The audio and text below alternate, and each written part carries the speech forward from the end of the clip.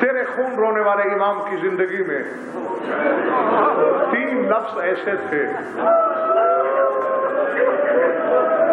جب کبھی سامنے آئے، جب کبھی زبان پہ آئے، جب کبھی تصور میں آئے، پھر قطروں سے لہو نہیں رویا سجاد،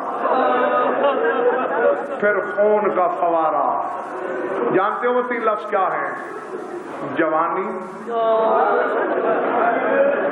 جوانی، بازار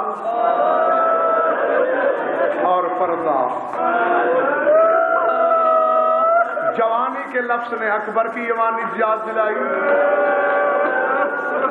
اللہ اکبر۔ بازار کے لفظ نے کوفہ و شام کے بازار یاد دلائے، اور پردے کے لفظ پر پھوپھی کا وہ بین یاد آیا جو کربلا سے شام تک علی کی بیٹی نے کیا، واہ حجابا، ہائے میرا پردہ۔ بس توجہ کرنی تم نے، 1 منٹ سے بھی پہلے میں ممبر خالی کرنے لگا ہوں، ابن منذر مدائنی بیٹھا ہے بیمار کربلا کے سامنے، کا مولا ایک سوال ہے، پوچھو ابن منذر۔ مولا پوچھنا یہ ہے، کوفہ تیری زندگی کا پہلا بازار تھا، ابن زیاد کا دربار تیری زندگی کا پہلا دربار تھا، مولا سوال یہ ہے وہاں آپ کے جذبات کیا تھے؟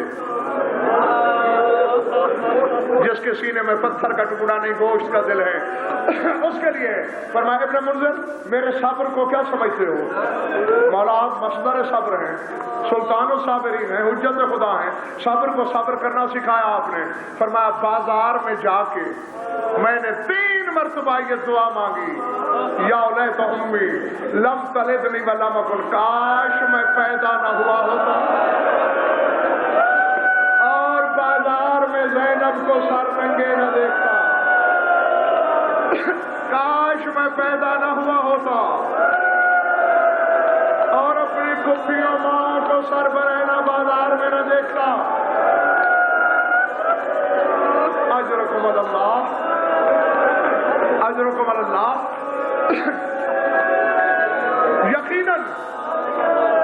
یقیناً علی کی بیٹی تمہیں دیکھ رہی ہے، ہر بازار پہ نظر ہے، مسافر شام بی بی کی۔ مولا ہوا کیا تھا بازار میں؟ بس چھوڑنے لگا ہوں۔ فرمایا ان آبادیوں سے لے کے گزرتے تھے ہمیں شامی،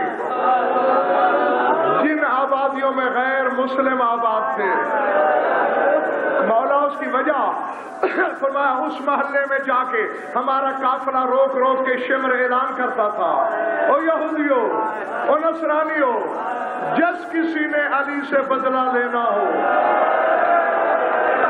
آج اولاد علی کا وارث کوئی نہیں، جتنے بدلے چاہو علی کی اولاد سے لے سکتے ہو، نہیں تم 1400 سال کے بعد رو رہے ہو۔ ابن منذر نے اٹھ کر دیوار سے ٹکرے ماری، مولا یہ اعلان ہوا؟ ہاں ابن منذر، پھر کیا ہوا؟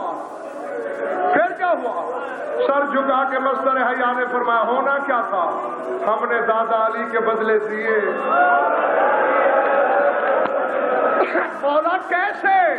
فرمایا کیسے نہ پوچھ، جب بدلے دے کے فارغ ہوئے میں نے پھپھی کو نہیں پہچانا،